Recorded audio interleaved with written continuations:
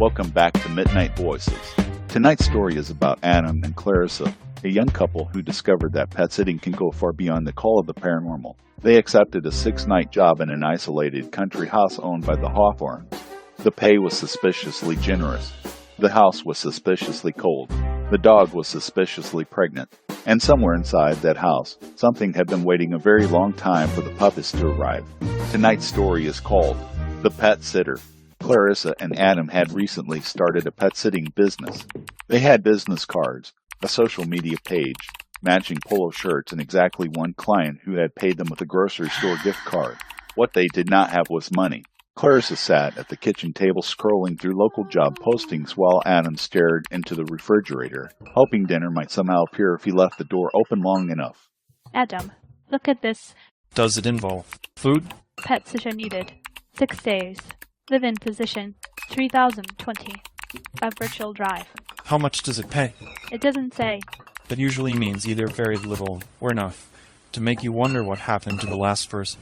That is not comforting. We need money. Who cares what the place looks like? Let's do the job so we can afford a pizza. My dad always said, never go in blind. Yeah, never go in blind. All right, let's see where they live. Clarissa entered the address into an online map. A satellite photograph appeared.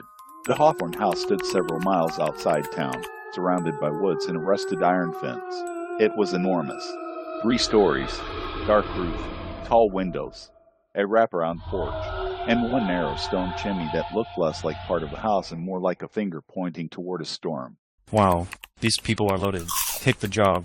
The house looks creepy. Rich people call that historic. It has a cemetery behind it. That keeps the property taxes down. I don't know. Adam?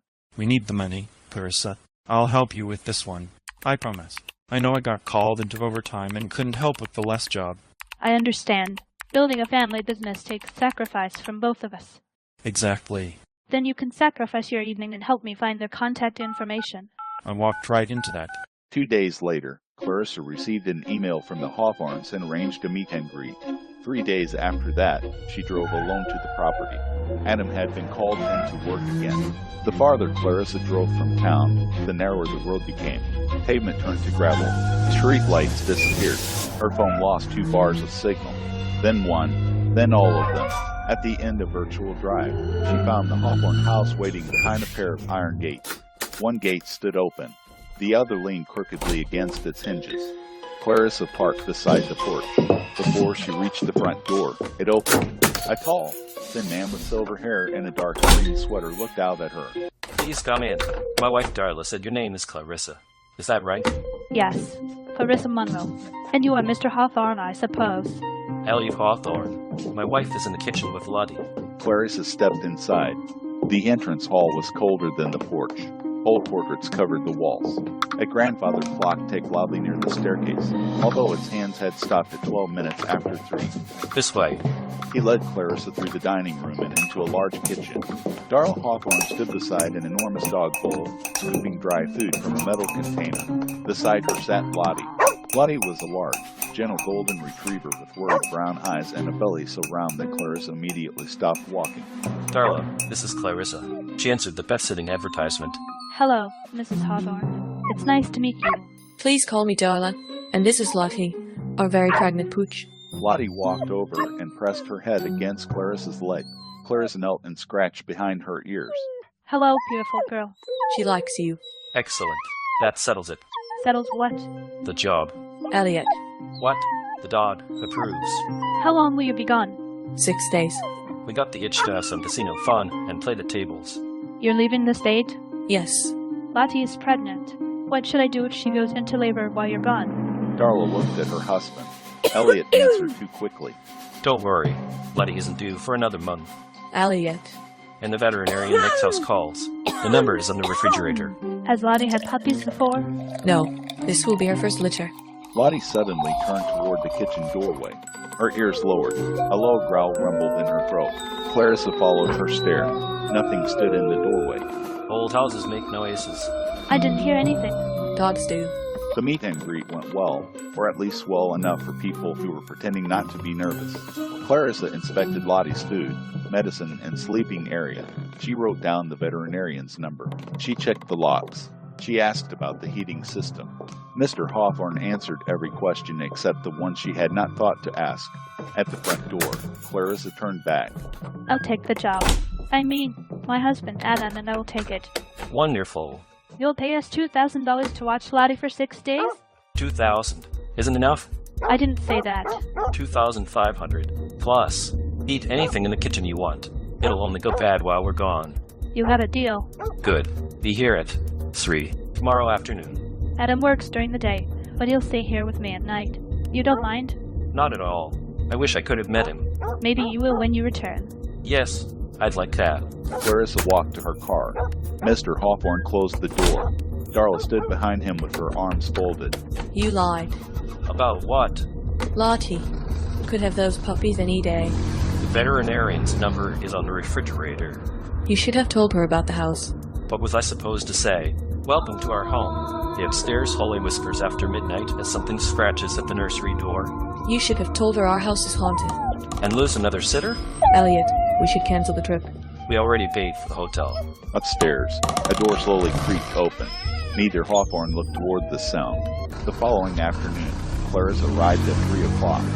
The Hawthorns were already gone. Their car was nowhere in sight. A key waited under the stone frog beside the front steps. Clarissa unlocked the door.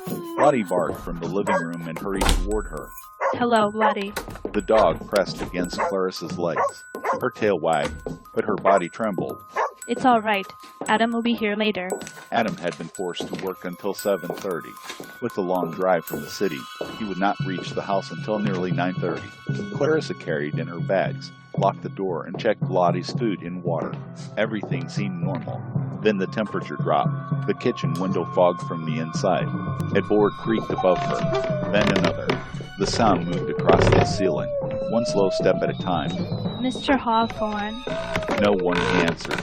Clarissa remembered that the owners were already several hours away.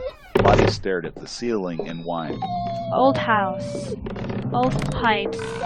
Old floors. A door slammed upstairs.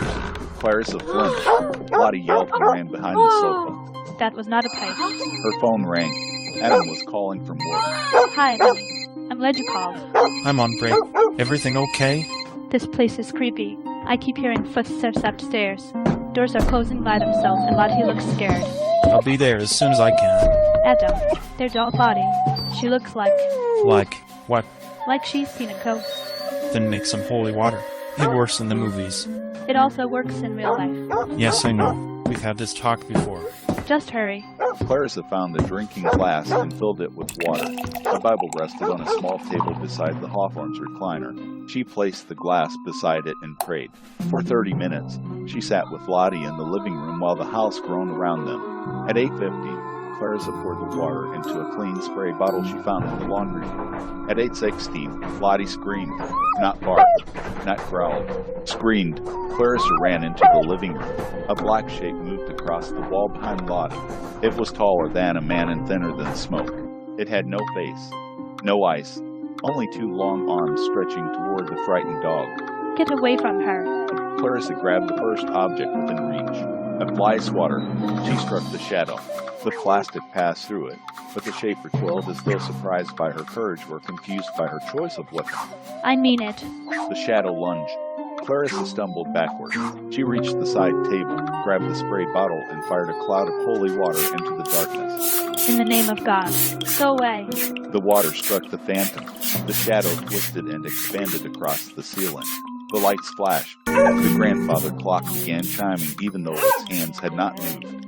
1, 2, 3. The phantom dropped from the ceiling toward Clarissa. A fist pounded on the front door. Clarissa, I'm here. Let me in. The shadow flew up the staircase. Adam rattled the locked door. Clarissa. Clarissa ran to the door and let him inside. Lottie remained behind the sofa. Thank God. You made it. What happened? This place has more than pets. Where is Lottie? Behind the couch. Did something hurt her? A shadow came through the room. It lunged toward her, so I sprayed it with holy water. You fought the ghost with a spray bottle and a fly swatter? The fly swatter was closer. Fair enough. Adam knelt beside the sofa. Come on, girl. You're safe now. Lottie crawled toward him. Adam rubbed her neck and looked toward the staircase. Whatever it is in this house, it isn't touching those puppies. Upstairs, a door slammed shut. The following morning, Adam searched the house. He checked every window, every closet, every room. He found no intruders. He found no broken locks. He found no explanation for the wet footprints leading from the upstairs nursery to the top of the stairs. The footprints stopped there. They did not continue down. Those weren't here yesterday. Maybe the Hawthorns spilled something. And then walked through it barefoot? I'm trying to be rational. Try harder. Adam left for work shortly after sunrise. He promised to return before dark. At sunset, Clarissa locked every door. She closed every curtain. She placed the holy water beside her on the sofa. Lottie lay with her head in Clarissa's lap. At 7:40, something scratched inside the wall. At 7:42, it scratched again. At 7:45, the sound was behind the sofa. Lottie raised her head. The scratching stopped. A puppy toy rolled out of the hallway. It crossed the living room by itself. Clarissa watched it bump against Lottie's paw. I don't like that. Lottie sniffed the door. The overhead light flickered. In the dark television screen, Clarissa saw someone standing behind the sofa. A woman, thin, bent, her hair hung over her face. Clarissa spun around. No one was there. She looked back at the television. The reflection remained. The woman lifted one hand and pointed toward Lottie. No. Clarissa sprayed the television with holy water. The reflection vanished. The screen cracked from top to bottom. Lottie scrambled away. The front door unlocked itself. The deadbolt turned. The knob twisted. Clarissa grabbed it with both hands. No, you don't. Something pulled from the other side. Clarissa strained against it. The door opened an inch. Cold air poured through the gap. A black hand reached inside. Lottie barked, not from fear this time, from anger. She lunged at the hand. The shadow withdrew. The door slammed shut. A moment later, Adam's car pulled into the driveway. He entered carrying a flashlight, a toolbox, and a large plastic container. What's in that? Salt. How much salt? 25 pounds. Why? I watched 3 videos during lunch. Together they poured a line of salt across every doorway. They placed more holy water in the upstairs hall. They slept in the living room beside Lottie. At 3:12 in the morning, the salt line at the bottom of the staircase scattered as though someone had stepped through it. By the third day, Clarissa wanted to leave. Adam did too, but Lottie refused to enter their car. The moment Clarissa opened the passenger door, Lottie backed away. She looked toward the house, then toward the upstairs window. She whined. She thinks something is inside. Something is inside. I mean something she won't leave behind. They called Mr. Hawthorn. The call went directly to voicemail. Clarissa called Darla. No answer. She left a message. Darla, this is Clarissa. There is something wrong with your house. Please call me immediately. We may need to take Lottie somewhere else. Adam called the veterinarian. A woman answered. Dr. Evelyn Ward. My wife and I are watching Lottie Hawthorn. Is she in labor? No. Are you sure? The Hawthorns said she wasn't due for another month. Dr. Ward became silent. Hello? Lottie is due this week. What? Possibly any day. Watch for nesting, restlessness, panting, or refusal to eat. If labor begins, call me immediately. Why would the Hawthorns tell us she wasn't due? You'll have to ask them. Do you know anything about their house? Another silence. Keep Lottie away from the upstairs nursery. Why? Because every animal that enters that room becomes distressed. Dr. Ward. I'll keep my phone nearby. The line disconnected. That afternoon, Adam boarded the nursery door shut. At dusk, Clarissa prepared Lottie's dinner. Lottie refused to eat. She paced between the kitchen and the staircase. She scratched at blankets. She carried towels into the downstairs bathroom. Adam, I see it. she's nesting. That doesn't mean labor is starting. A crack shook the house. The boards covering the nursery door had been torn away. Adam climbed the stairs. Clarissa followed with the holy water. The nursery door stood open. Inside, moonlight illuminated an old wooden cradle. Dust covered the floor. The room had the odor of a dog hoarder's house with urine stains in the carpet. On one wall hung a faded photograph of an elderly woman kneeling beside a mother dog and a basket of newborn puppies. Who is she? I don't know. Words appeared in the dust on the floor. Bring her back. Clarissa stepped away. Bring who back? The cradle rocked by itself. Lottie barked from downstairs. The nursery door slammed. Adam and Clarissa were trapped inside. The walls began to shake. The woman in the photograph slowly turned her head toward them. Adam. I see it. Clarissa's face changed. Her mouth opened. A whisper filled the room. Not again. Adam kicked the door. It would not open. Clarissa sprayed holy water across the photograph. The glass shattered. The door flew open. They ran downstairs. Lottie stood at the bottom, growling toward the outer landing. Behind her, on the floor, lay one tiny drop of blood. On the fourth morning, Dr. Ward came to examine Lottie. She placed a hand against the dog's belly. The puppies are active. Is she in labor? Not yet. But she's close. Could the stress be causing it? Stress can affect labor. Doctor, what happened in that nursery? Dr. Ward looked toward the stairs. The house belonged to Elliot Hawthorn's grandmother, Margaret. The woman in the photograph? Probably. What happened to her? She bred dogs. 30 years ago, one of them went into labor during a winter storm. Did the puppy survive? No. What about the mother? She died too. Lottie whined. Margaret blamed herself. She stayed with the dog for 2 days before anyone found them. And Margaret? She died in this house several months later. You believe she's haunting it? I believe animals sense things people cannot. That's not an answer. It's the only one I have. Dr. Ward left supplies in the downstairs bathroom. Clean towels, gloves, scissors, cord clamps, a heating pad. Call me the moment labor begins. Will you come? I'll try. That evening, the haunting changed. The phantom no longer hid in reflections. It stood openly at the end of the hallway. Tall, black, featureless. Lottie pressed herself against Clarissa. Adam stepped between them in the shadow. You want something? The phantom pointed upstairs. She isn't going into that nursery. The shadow moved closer. Adam raised the spray bottle full of holy water. I'm warning you. The phantom lunged. Adam sprayed it. The holy water burned holes through the darkness, but the shadow continued forward. It struck Adam across the chest. He flew backwards into the wall. Adam. Lottie charged. The phantom turned toward her. Clarissa threw a blanket over Lottie and dragged her away. Adam grabbed the Bible from the side table. You are not taking her. The phantom recoiled. For 1 second, the darkness parted. Adam saw the shape of an elderly woman beside it. Her face was twisted by grief. Her mouth formed 2 silent words. Save them. Then the shadow vanished. By the 5th day, the Hawthorns still had not returned a single call. Clarissa checked their social media page. Darla had posted a photograph from the casino the previous night. They know we're calling. They're ignoring us. Too embarrassed to be caught in a lie. We should take Lottie and leave. We can't move Lottie if she's this close to labor. Then we call the police. And tell them what? A ghost threw me into a wall. You have the bruise. They'll assume you did it. Not funny. A little funny. Clarissa looked at Lottie. The dog lay on a pile of towels inside the downstairs bathroom. Her breathing had grown faster. She trusts us. Then we say, That afternoon, Adam searched the attic. Inside an old trunk, he found Margaret Hawthorn's journal. The final pages described the winter storm. Margaret had tried to deliver 7 puppies alone. The telephone lines failed. The roads disappeared beneath snow. The mother dog, Lily, became weak. 1 puppy lodged in the birth canal. Margaret could not save her.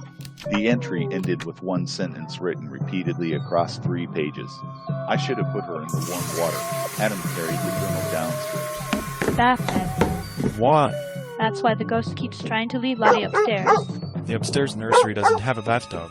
But the bathroom beside it does. You think Margaret wants Lottie in the tub? I think she's trying to repeat what she wishes she had done. Then why attack us? Maybe she isn't attacking us. She threw me across the room. Maybe she doesn't know how frightening she has become. At 11:11 that night, every faucet in the house turned on. Water poured into sinks. Showers sprayed. The upstairs bathtub began filling. Lottie stood in the hallway, staring toward the stairs. No, we're using the downstairs bathroom. The phantom appeared above them. It descended the staircase without touching the steps. The house groaned. Pictures fell. Cabinet doors slammed. Adam held up the Bible. We understand what you want. The shadow stopped. We'll help her, but not upstairs. The phantom pointed toward Lottie. We promise. For one brief moment, the house became quiet. Then Lottie's water broke. Adam, I see it. call Dr. Ward. Lottie panted and circled inside the downstairs bathroom. Clarissa lined the bathtub with towels. She did not fill it completely. She added only a few inches of warm water, enough to help Lottie relax while keeping the puppy safe. Adam called the veterinarian. Dr. Ward. It's Lottie. Labor started. How long ago? Her wire just broke. I'm leaving now. How long will it take? 40 minutes. Thunder shook the house. Rain struck the windows. The lights flickered. Of course. Keep her warm. Let her choose her position. Do not pull a puppy unless I tell you to. Tell her the contractions are close together. Clarissa says the contractions are close together. Put me on speaker. Adam placed the phone on the bathroom counter. Dr. Ward calmly guided Clarissa. Talk to her. Keep your voice steady. You're doing fine, Lottie. Good girl. We're right here. A contraction tightened to Lottie's body. She cried out. Clarissa held her head. I'm going to check the doors. Don't go far. I won't. Adam stepped into the hallway. The phantom stood at the far end. It had grown larger. Its head brushed the ceiling. Darkness poured from its hands. Stay back. The shadow moved forward. Adam raised the spray bottle. She's having the puppies. We're helping her. The phantom struck the wall. Every light in the house went out. The phone lost signal. Dr. Ward, Clarissa, can you hear me? barely. The storm is interfering with the call. I'm on my way. The line went dead. Lottie screamed. Clarissa looked down. Adam, I can see the first puppy. Keep going. I'm right outside. The phantom rushed toward him. Adam sprayed the holy water. The mist struck the shadow, but this time it did not retreat. Its long arms wrapped around him. Adam dropped the bottle. The phantom dragged him toward the staircase. Clarissa, you need to double-check your holy water recipe the next chance you get. Adam, Clarissa could not leave Lottie. The first puppy was halfway born. come on, sweetheart. One more push. Lottie screamed. The puppy slipped into Clarissa's hands. She cleared its face and rubbed it gently with the towel. A tiny cry filled the bathroom. One puppy. Good. Adam grabbed the staircase railing. The phantom pulled harder. He kicked the wall and freed one arm. You wanted us to save them. Let us do it. The shadow paused. Inside the darkness, the elderly woman appeared again. Her eyes were full of terror. Too late. No, not this time. The phantom released him. Adam fell to the floor. Then the upstairs nursery door slammed open. A deep growl rolled through the house. It was not Margaret's voice. Something else moved inside the nursery. Something lower, heavier. The darkness in the hallway divided. Margaret's shadow stood between Adam and a second shape crawling along the ceiling. There are two of you. The second phantom dropped into the hallway. It looked less human than the first. Its body bent backwards. Its arms reached to the floor. Its face was nothing but a hollow opening. The creature had not been trying to save the puppies. It had been waiting to take them. Margaret turned toward Adam. Help me. The creature charged. Margaret's shadow collided with it. The house shook. Windows shattered. Adam grabbed the holy water. In the bathroom, Clarissa delivered the second pup. Then the third. 3 puppies. Keep going. The creature flung Margaret's shadow into the wall. Adam sprayed it. The holy water burned across its face. It shrieked. The sound came from every room at once. Lottie growled. Another contraction seized her. Come on, girl. Push. The fourth puppy arrived. Then the fifth. Clarissa placed each newborn beside Lottie beneath warm towels. Rainwater leaked through the ceiling. The lights flashed on and off. The creature crawled toward the bathroom. Adam blocked the door. You're not getting past me. It struck him. Adam slammed against the bathroom. Clarissa screamed.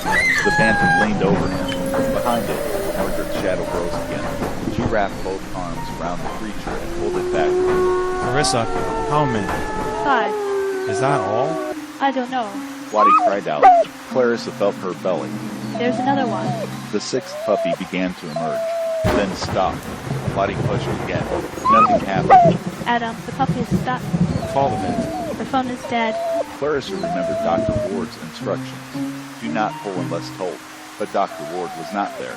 Lottie was weakening. The puppy had to come out. Lottie, listen to me. I need one more push.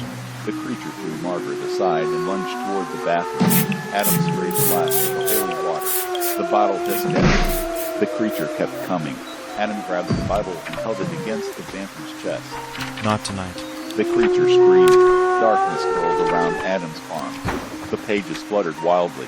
Clarissa wrapped the puppy in a clean towel and applied careful, steady pressure. Come on. Come on. Lottie pushed. The puppy moved. The creature forced Adam backward. Margaret's shadow rose behind it. Her shape changed. The grief in her face disappeared. For the first time, she looked calm. She placed both hands against the creature's back. You will not take them again. Margaret pushed. The creature struck the Bible. A burst of white light filled the hallway. At the same moment, Lottie gave one final cry. The sixth puppy slipped free. Clarissa fought it. The puppy did not move. No. Clarissa rubbed its body. Nothing. She cleared its mouth. Nothing. Come on, little one. The phantom creature twisted in the white light. Margaret held it tightly. Adam pressed the Bible forward. Clarissa. The puppy isn't breathing. Clarissa rubbed harder. Lottie whimpered and licked the puppy's face. Please. The creature released one final scream. Margaret dragged it into the light. Both shapes vanished. The house became silent.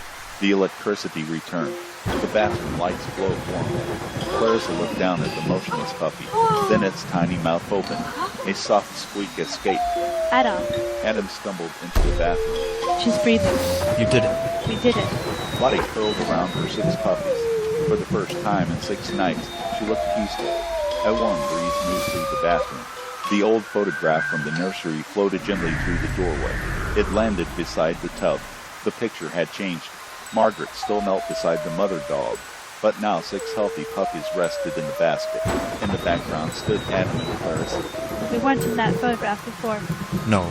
A pale reflection appeared in the bathroom mirror. Margaret stood behind them, no longer a shadow, no longer frightening, just an elderly woman with tired eyes and a grateful smile. She looked at Lottie, then at the puppies. Thank you. She faded into hundreds of blue lights. They drifted around the bathroom like fireflies. One light touched each puppy. Then they floated upward and disappeared through the ceiling. A knock sounded at the front door. Dr. Ward had arrived. Clarissa. Adam. Lottie. In here. Dr. Ward hurried into the bathroom carrying her medical bag. She examined Lottie and each puppy. 6 puppies. All breathing. All healthy. The last one was stuck. You handled it perfectly. There was something else in this house. Margaret. Margaret was trying to protect them. Something else was trying to take them. Dr. Ward looked toward the old photograph. Her face became pale. The same thing took Lottie's puppies. You knew? Margaret told me. Margaret died 30 years ago. I was 10 when she told me. Dr. Ward knelt beside the photograph. She was my grandmother. The storm ended shortly before sunrise. The Hawthorns returned that afternoon. They entered the house laughing about the trip. Then they saw the broken windows, the overturned furniture, the salt across the floors, the cracked television, and Adam standing in the entrance hall with his arms folded. What happened to your... Your dog had 6 puppies. Lottie had her puppies. Yes, and you knew that already.